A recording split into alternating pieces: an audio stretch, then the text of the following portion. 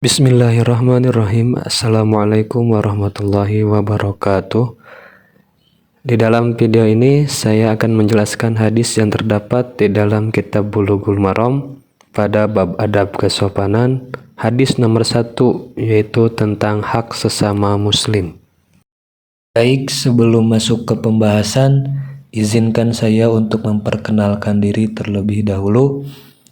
Nama saya Wahyu Hidayat dari Fakultas Pendidikan Agama Islam, Sekolah Tinggi Ilmu Tarbiyah Baitur Ridho. Baik, untuk mempersingkat waktu, marilah kita masuk ke pembahasan kita pada video kali ini.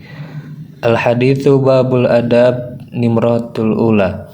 An Abi Hurairah radhiyallahu anhu qala Rasulullah sallallahu alaihi wasallam, haqqul muslimi 'alal muslimi sittun. Idza laqitahu fasallim alaihi wa idza da'aka fa'ajibhu wa idza stansahaka fansahhu wa idza atasa fahamidallahu fasammithu wa idza marida fa'udhu wa idza mata fattabi'hu. Rawahu Muslim. Yang artinya, dari Abu Hurairah radhiyallahu anhu, dia berkata, Rasulullah sallallahu alaihi wasallam bersabda, hak seorang muslim yang satu terhadap muslim yang lainnya ada 6. Yang pertama, yaitu bila engkau berjumpa ucapkanlah salam untuknya. Yang kedua, bila dia mengundangmu maka penuhilah. Yang ketiga, bila dia meminta nasihat darimu maka berilah nasihat. Yang keempat, bila dia bersin dan mengucapkan alhamdulillah maka bacakan untuknya ya harmukallah.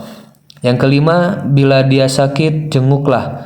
Dan yang keenam, bila dia meninggal dunia hantarkanlah jenazahnya. Hadis riwayat Muslim. Hak yang pertama antara sesama muslim yaitu idza laqitahu fasallim alaihi. Bila engkau berjumpa dengannya maka ucapkanlah salam untuknya. Nah, Allah Subhanahu wa Ta'ala telah menjadikan penghormatan yang baik lagi diberkahi ini sebagai apa? Sebagai ikatan kasih, cinta dan persaudaraan sesama muslim yang memadukan hati di antara mereka, sehingga sudah sepantasnya orang yang mengucapkan salam mengungkapkannya dengan lengkap, yaitu Assalamualaikum warahmatullahi wabarakatuh. Semoga Allah memberi kalian keselamatan, rahmat dan berkah. Al-Mawardi dalam Al-Iqna disebutkan, bagi orang yang sendiri memulai salam hukumnya sunnah, dan bagi orang yang berada di tengah-tengah rombongan hukumnya sunnah kifayah. Jika seseorang telah mengucapkan salam kepada saudaranya dan tidak lama kemudian dia kembali menjumpainya, maka tetap disunnahkan baginya memberi salam lagi, bisa 2 kali, 3 kali, atau bahkan lebih. Dia tidak dianjurkan meninggalkan salam meskipun yakin bahwa saudaranya yang diberi salam tidak menjawab salamnya. Makruh memberi salam kepada orang yang sedang membaca Al-Quran, berzikir, membacakan hadis, berkhutbah, mengisi pengajian dan lain sebagainya. Makruh juga untuk orang-orang yang sedang mendengarkannya menjawab salam. Disunahkan memberi salam tatkala berpisah, memasuki rumah yang berpenghuni maupun yang kosong, dan memasuki masjid yang kosong. Namun, untuk orang yang memasuki rumah dan tidak berpenghuni, disunahkan mengucapkan Assalamu alayna wa ala ibadillahis sholihin. Semoga keselamatan tercurah kepada kami dan kepada seluruh hamba Allah yang solih. Mengucapkan salam boleh sebatas ungkapan Assalamualaikum saja, dan jawabannya pun juga boleh diucapkan dengan Waalaikumsalam. Ucapan salam yang sempurna adalah Assalamualaikum warahmatullahi wabarakatuh, dan jawabannya yang sempurna dari salam ini adalah Waalaikumsalam warahmatullahi wabarakatuh. Baik, mari kita masuk ke hak yang kedua antara sesama muslim, yaitu idza da'aka fa'ajibhu. Bila dia mengundangmu maka penuhilah. Nah, dalam redaksi yang diriwayatkan oleh Abu Dawud nomor 3000 741 Rasulullah Shallallahu alaihi wasallam bersabda, "Idza da'a ahadukum akhaha falyujib." Apabila salah seorang di antara kalian diundang oleh saudaranya, maka hendaklah dia memenuhinya. Nah, disebutkan juga pada redaksi yang lain, "Idza du'iya ahadukum ila walimati urshin falyujib." Apabila salah seorang di antara kalian diundang untuk menghadiri pesta pernikahan, hendaklah dia menghadirinya. Dalam Al-Iqna dikatakan, memenuhi undangan walimah urs atau pesta pernikahan hukumnya wajib apabila si pengundang menyebutkan secara jelas bahwa dirinya seorang muslim.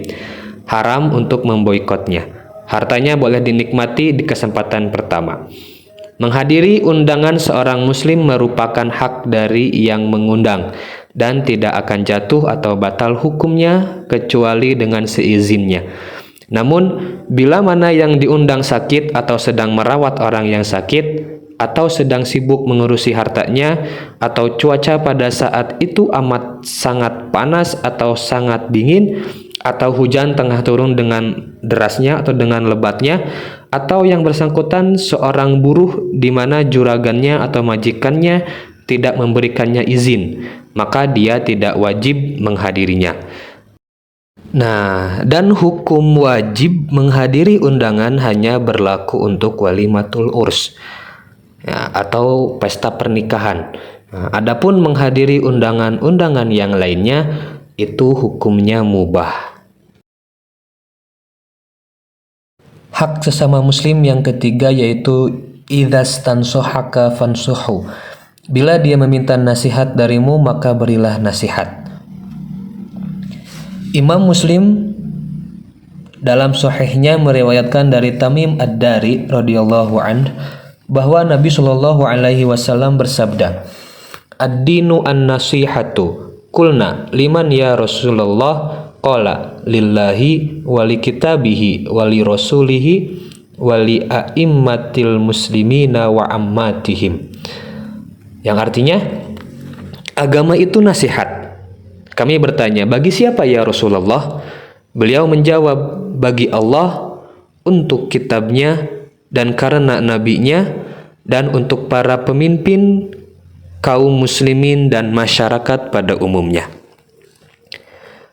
Maksud nasihat bagi masyarakat pada umumnya adalah menuntun mereka menuju apa saja yang membuatnya semakin baik dalam urusan dunia dan akhirat, membantu untuk menjadi semakin baik, memenuhi kebutuhannya, menjaga agar tidak terjerumus dalam mara bahaya, mengupayakan perbaikan untuk mereka, amar ma'ruf nahi mungkar, mengasihi, menghormati yang tua dan mengasihi yang muda, bertutur kata dengan cara yang bijak dan sopan, tidak menyimpan bara dendam dan hasad terhadap mereka, mencintai mereka seperti mencintai diri sendiri dalam hal kebaikan, dan membenci mereka seperti membenci diri sendiri terhadap sesuatu yang dibenci. Memberi nasihat hukumnya fardu kifayah. Artinya, apabila telah ada orang yang melakukannya dan mencukupi atau tuntas, maka kewajiban ini gugur dari yang lain. Ringkasnya, kewajiban ini berlaku sebatas untuk orang Islam tertentu yang mampu untuk melakukannya. Maksud dari hadis tersebut yang di atas tadi, apabila ada salah seorang saudara Anda meminta nasihat kepada Anda, maka nasihatilah dia. Kalau tanpa diminta, maka Anda tidak wajib untuk memberikan nasihat. Meskipun demikian, nasihat tetap menjadi akhlak Islami termulia yang tidak layak ditinggalkan. Karena orang yang mengajak kepada suatu kebaikan, pahalanya seperti pelakunya. Hak yang keempat yaitu idza atasa fahamidallahu fasammithu. Bila dia bersin dan mengucapkan alhamdulillah, maka bacakan untuknya ya harmukallah. Dalam Al-Iqna disebutkan, orang yang bersin hendaknya menutupi wajahnya dan tidak menoleh. kemudian mengucapkan alhamdulillah. Mendoakan orang bersin yang bertahmid hukumnya fardu kifayah. Sebaliknya, orang bersin yang tidak bertahmid justru makruh didoakan. Namun, khusus untuk kalangan anak-anak dan orang yang baru memeluk Islam, sebaiknya diajari bertahmid saat bersin.